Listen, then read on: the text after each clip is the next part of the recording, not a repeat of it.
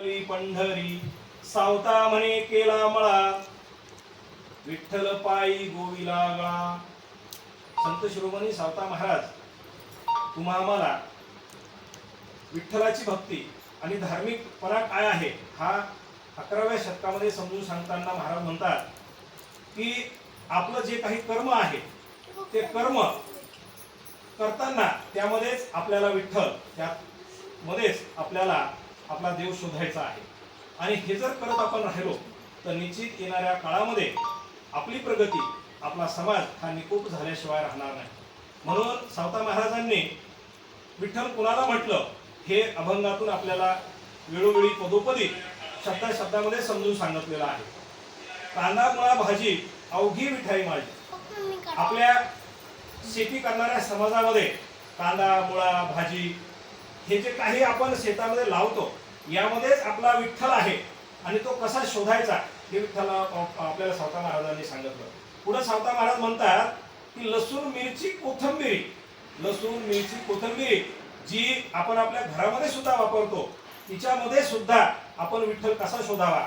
म्हणून सावता महाराज म्हणतात लसूण मिरची कोथिंबीर अवघा झाला माझा आहे. त्यामधून सुद्धा आपल्याला विठ्ठल शोधता येतो.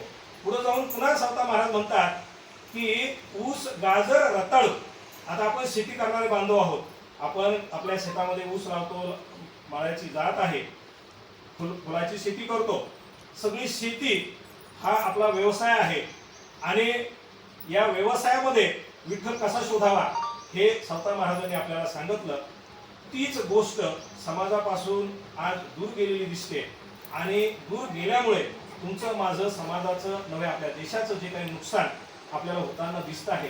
माणूस धार्मिक कमी आणि धर्मांध जास्त होताना आज आपल्याला समाजामध्ये दिसतो आहे आणि ते होऊ नये म्हणून सत्यशोधक समाजाच्या या महात्मा फुलेंनी स्थापन केलेल्या संघटनेच्या माध्यमातून महाराष्ट्रभर आम्ही लोक हा प्रयत्न करतोय, प्रामाणिक प्रयत्न करतोय की माणसांना, आपल्या समाज बांधवांना खरं धार्मिक कसं बनवता येईल, त्याला खरा देव कसा आपल्याला समजून सांगता येईल तो सांगण्याचा प्रयत्न साधू संतांच्या अभंगातून आपण करत असतो.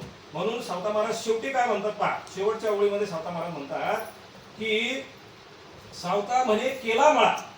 आता त्यावेळेस महाराजांचा मळा होता, शेती होती. आजही आपले लोक भरपूर शेती करतात, वेगवेगळे व्यवसाय करतात. शेती करणाऱ्यासाठी तो मळा आहे. पण आज आपले वरवधू हे डॉक्टर आहेत, मग त्यांच्यासाठीचा मळा कोणता आहे तर त्यांचा जो व्यवसाय आहे तो त्यांचा मळा. त्या व्यवसायामध्ये त्यांना त्यांच्याकडे येणाऱ्या लोकांची प्रामाणिकपणे सेवा करायची आहे आणि ती जर प्रामाणिकपणे सेवा केली तर निश्चित त्या सेवेमध्ये त्यांना विठ्ठल रुक्माई भेटणार आहे आणि ईश्वराची सेवा त्यांच्या हातून घडणार आहे. म्हणून सावता महाराज म्हणतात शेवटी की सावता म्हणे केला मळा, विठ्ठल पायी गोविला गळा.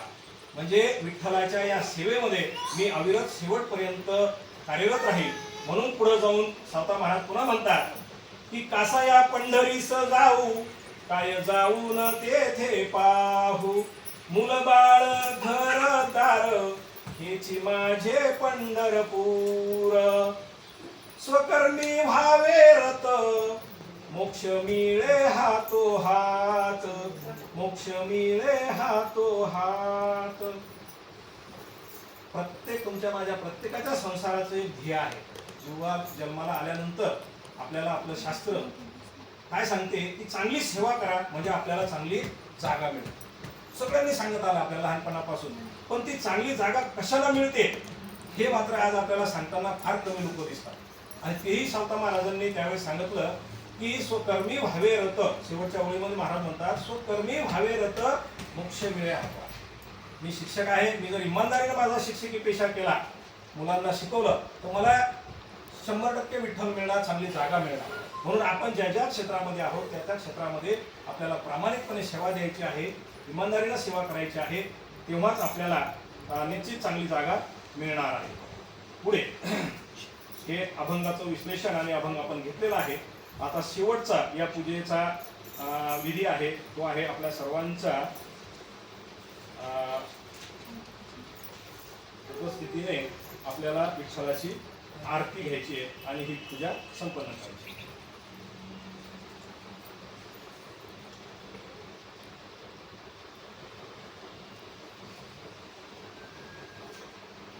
आपण सगळेजण एकदा आता उभे राहू विठ्ठलाची आरती तसे आपण